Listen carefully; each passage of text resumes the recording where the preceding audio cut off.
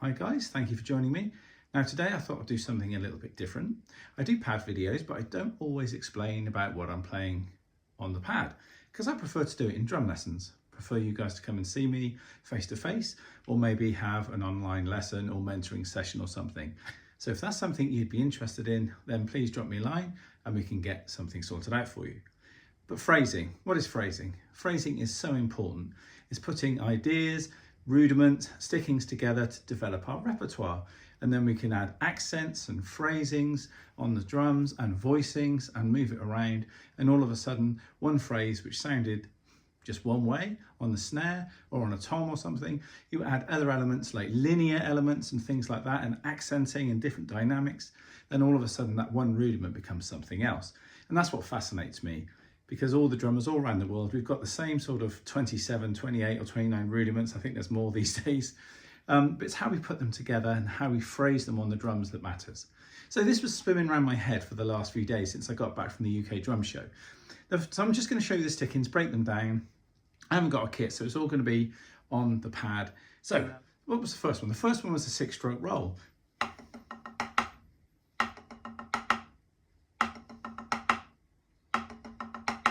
So we're talking right, left, left, right, right, left, right.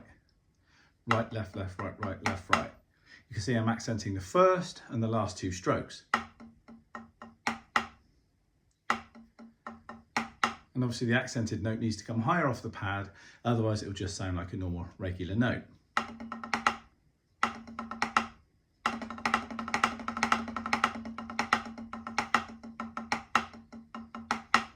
So that was my first sort of grouping of notes, okay, the 6-stroke roll. Now I had an idea of playing something after this, and this is the sticking I was thinking of. Again, you know, based around 8th note triplets, or when we get them faster, you know, 6 tuplets.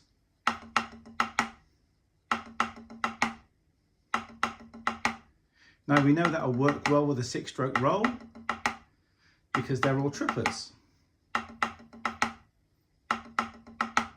So in the first triplet, we accent the first and the third stroke, which are both right hands, or they'll be left hand if you're left hand dominant. And the second triplet, left, left, right, left, leading into the quarter note at the end. And we're accenting the right hand stroke into the left. So let's put all that together.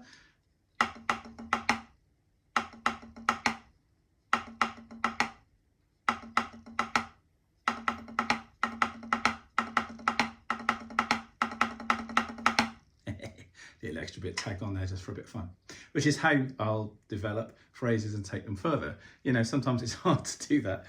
Okay, so we've got the 6-stroke roll, and then we've got this phrase number 2, which hasn't got any particular name. I just call it phrase 2. So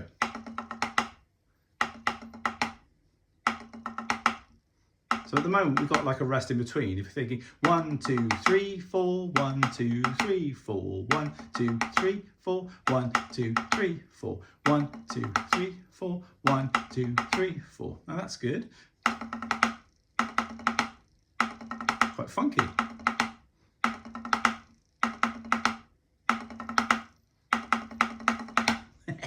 Did it again. Okay, so I don't always want that sort of quarter note rest or crotchet rest in between. I want to tie them together. So when I finish the 6-stroke roll with that quarter note at the end, that's now going to be the start of the, so we get this.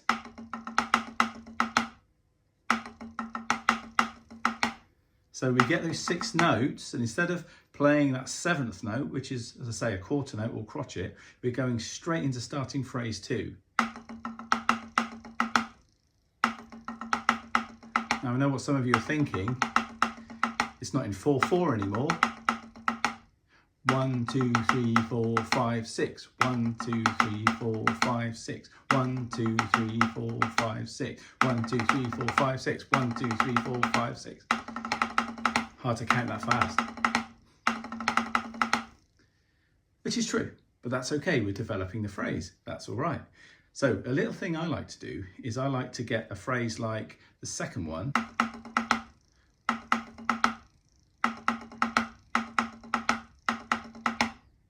I sort of tie it together, so I play it around 3 times. 1, 2, 3, 4, 1, 2, 3, 4, 1. Which gets me back to beat 1. 1, 2, 3, 4. 1, 2, 3, 4. 1, 2, 3, 4, 1. So that's a natty little way of getting ourselves back. Digga da digga da da, digga da digga da da, digga da digga da da. I call it repeated threes. 1, 2, 3, 1, 2, 3, 1, 2, 1. Then we're back to the top.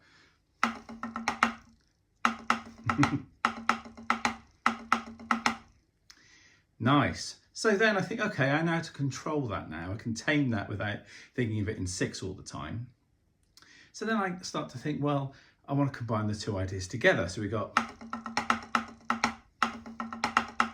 so I said I've already put those together. So how does that count? It goes 1, 2, 3, 4, 1, 2, 3, 4, 1, 2, 3, 4, 1, 2, 3, 4. So it's going over the bar a little bit, you know, and I could keep that going. But personally, and you should if that's something you want to do, continue this over the bar, that's great. I want to kind of condense it down a little bit. So 1, 2, 3, 4, 1, 2, 3, 4, 1, 2, 3, 4, 1. 1, 2, 3, 4, 1, 2, 3, 4, 1, 2, 3, 4, 1. So I could do different combinations. I could do the 6-stroke roll, phrase 2, 6-stroke roll, phrase 2, 6-stroke roll, and see how they come out. 1, 2, 3, 4, 1, 2, 3, 4, 1, 2, 3, 4, 1. Different again. 1, 2, 4, 1, 2, 3, 4, 1, 2, 3, 4, 1. Didn't quite work out. But then I think, how else am I going to play something in between that? So I'm not going to keep pushing that idea, but that shows you how you can come up with these combinations. And sometimes you might want to click. You can get metronomes that go 1, 2, 3, 4, 1, 2, or whatever. Or you could, you know, what I like to do is kind of compose a little groove on GarageBand or something and set that up so it's like boom, ka, boom, boom, ka, or something with a double note bass drum in the middle so I know where 1 is in the bar. Because just boom, ka, but you're not going to know where 1 is unless you put something on the 1. So that's a really good way of doing it as well. So after a while, I don't want to be counting, I just want to be feeling how those works. And then I'll clock 6-stroke, phrase 2, 6-stroke, phrase 2, I'm out. You know, those sort of combinations. So I think once they're embedded in there, you know, you're good to go. So another phrase I like to use a lot, which you may have seen me play, and I show it to all my students, is based around like a demi-semi-quaver, and it's using inverted double strokes. So instead of starting my doubles right, left, right, left, you know, double straight away, I'll play a single note and then start the doubles on my left. So right, left, right, left, right, left. 1, 2, 3, 4. 1, 2, 3, 4. And you can see I'm accenting the first and the last 2. So a right, and then right again into a left. Again, these accents give us definition. They could go onto tom-toms, they could go onto cymbals with a bass drum underneath them when you get to the drum set. But you know, playing it flat is okay. When I say flat, I mean without any accents, that's fine. But the accents give the phrase shape. Digga digga digga da da. Digga digga digga da da. And that's how I think about all my phrasing when I'm playing on toms. I want to see the shape and see it moving and have some dynamics. Now I really like that phrase.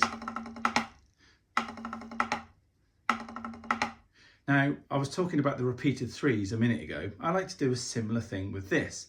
1, 2, 3, 4, 1, 2, 3, 4. 1, 2, 3, 4, 1, 2, 3, and 4, and 1, and 2, and 3, and 4, and 1, 2, 3, and 4, and 1, and 2, and 3, and 4, and 1. So again, we get digga boom, get boom boom, get that. Which means you come on a left hand on a crash or something, which is always useful to keep both hands moving up to crash cymbals so we don't get lazy leading with our dominant hand, which for me is my right. So I thought, hey, how about putting the 6-stroke roll and And instead of ending it with our phrase 2, go straight into this, you know, inverted double stroke phrase.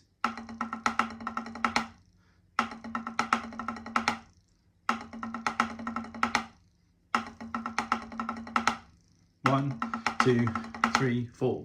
So again, we're ending up with this beat 4, which is a rest. 1, 2, 3, 4. 1, 2, 3, 4. 1, 2, 3, 4.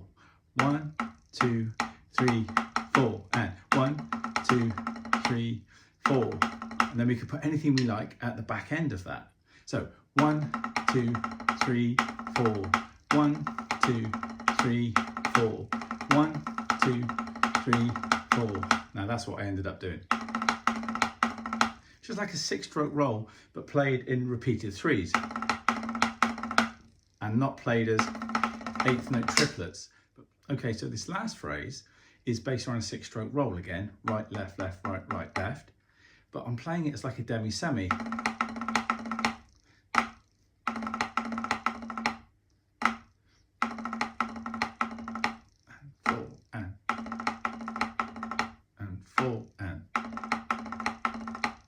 So we get that back, back, and 4 and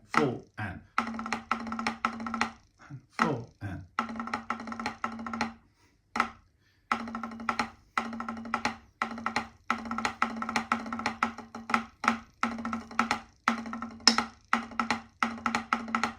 And there's that one as well. So.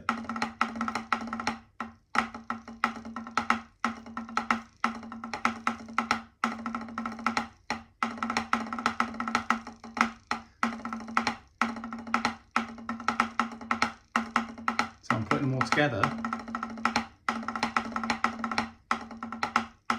6, phrase 2, phrase 3, phrase 4. So, there we go. Okay, so now I'm going to play those ideas with some music. I've just composed something which is very me. It's very Stranger Things, very 80s electro synth.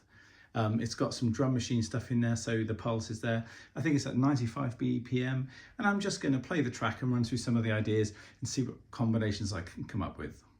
Okay, so this is at 90 BPM. Hope you enjoy it.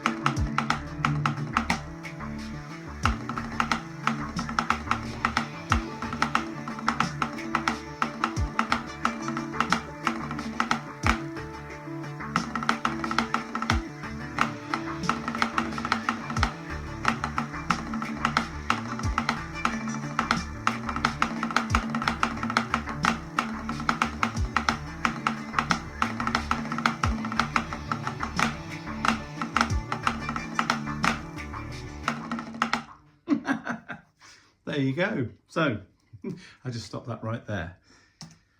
So there's some combinations that I hope you enjoyed. You see how, you know, having the drum track on there really helps you to figure out where beat 1 is, and you can just feel free to experiment and play through the different patterns and play them in different combinations.